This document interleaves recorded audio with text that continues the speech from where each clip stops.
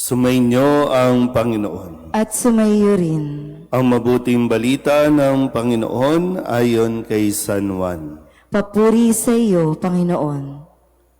Noong panahong iyon, sinabi ni Jesus sa mga Hudyo, "Tandaan ninyo, ang namumuhay ayon sa aking aral, kailanmay di makararanas ng kamatayan."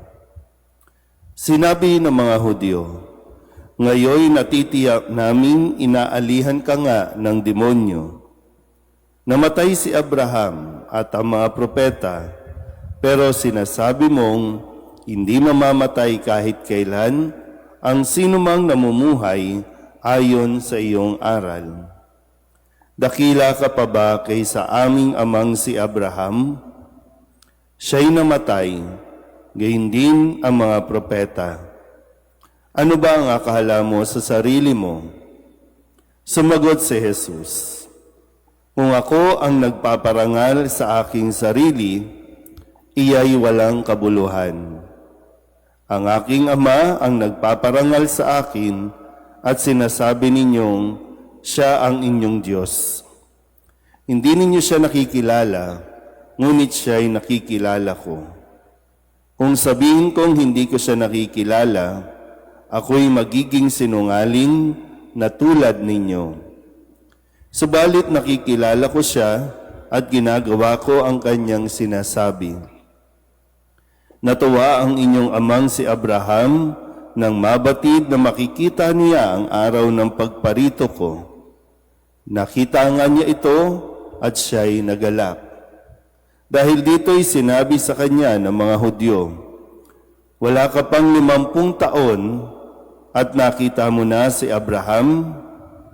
Sumagot si Jesus, sinasabi ko sa inyo, bago ipinanganak si Abraham, ako na. Dumampot sila ng bato upang siya'y batuhin, ngunit nagtago si Jesus at lumabas ng templo. Ang mabuting balita ng Panginoon. Pinupuri ka namin, Panginoong Hesukristo. Isang magandang umaga po sa inyong lahat. Ngayon po ay Huwebes na ika-5 linggo ng ating 40 araw na paghahanda at ilang araw na lang, Biyernes, Sabado, Linggo, ay tinatawag natin mga mahal na araw, no? Pagsisimula na ng mga pinakamahalagang araw upang ating pong mabalikan ang dakilang pag-ibig ng Diyos sa pamamagitan ng Kanya pong pagyakap ng krus ng ating kaligtasan. At dito nga po mapapansin ninyo sa ating mga simbahan o kahit saan, ang krusipiho ay tinakluban na, ang mga imahin ay may takip na rin, at isa sa mga ginagamit na paliwanag ay ang narinig nating ebanghelyo na kung saan ang dulong bahagi na sinasabing dumampot sila ng tinapay upang batuhin siya, ngunit nagtago si Jesus at lumabas ng templo. So, nagtago, hindi dahil kaduwagan, kundi nagtago si Jesus dahil hindi pa ito ang oras na siya ay huhulihin.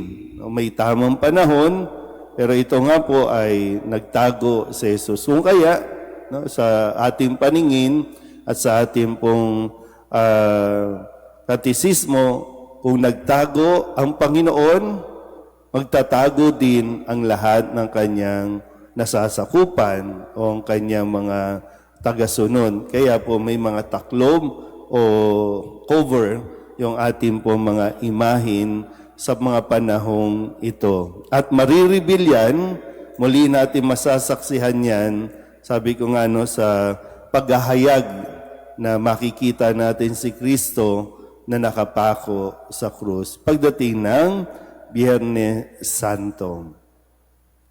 Maganda po na mapagnilayan natin ang karanasang ito na sa ganon tayo rin ay matuto. No? May mga panahon na kailangan nating umalis Hindi dahil tayo ay natatakot, hindi may mga panahon na kailangan natin umalis para protektahan din ang ating mga sarili. Sabi nga, di ba, maraming toxic na tao, maraming toxic sa paligid, kung hindi ka aalis, ikamamatay mo ng maaga yan. So, para din sa iyong, kumbaga, sanity, para sa iyong protection din sa iyong sarili, huwag mo nang ipag-iita ng iyong sarili sa iba na kahit kailan, hindi ka naman talaga nila uunawain o tatanggapin. Kasi nga, no, minsan parang hindi natin inuunawa din na para sa iba, sarado ang kanilang isipan. Kaya ikaw mismo, tayo mismo, dapat natututo rin tayong mag-adjust. Huwag mong ipilit sa kanila ang iyong sarili dahil hindi naman magiging kawalan sa iyo kung hindi ka nila tanggapin. Magiging buo ka pa rin, lalo tigit kung kilala mo ang iyong sarili, kung saan ka galing at kung saan ka patungo. Yun ang importante. Kilalanin ka man o hindi, hayaan mo sila.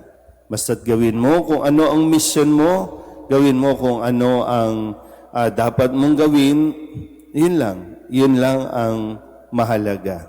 Kasi marami nang nababaliw sa paligid natin, sa social media, nauuwi sa mga depression dahil lamang pakiramdam nila, hindi sila katanggap-tanggap para sa iba. Kaya nga po muli, no?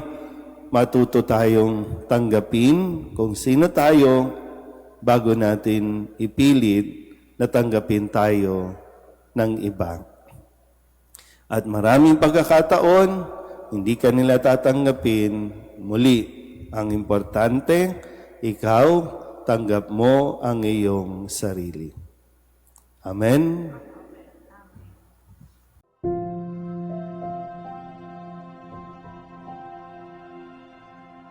Thank you.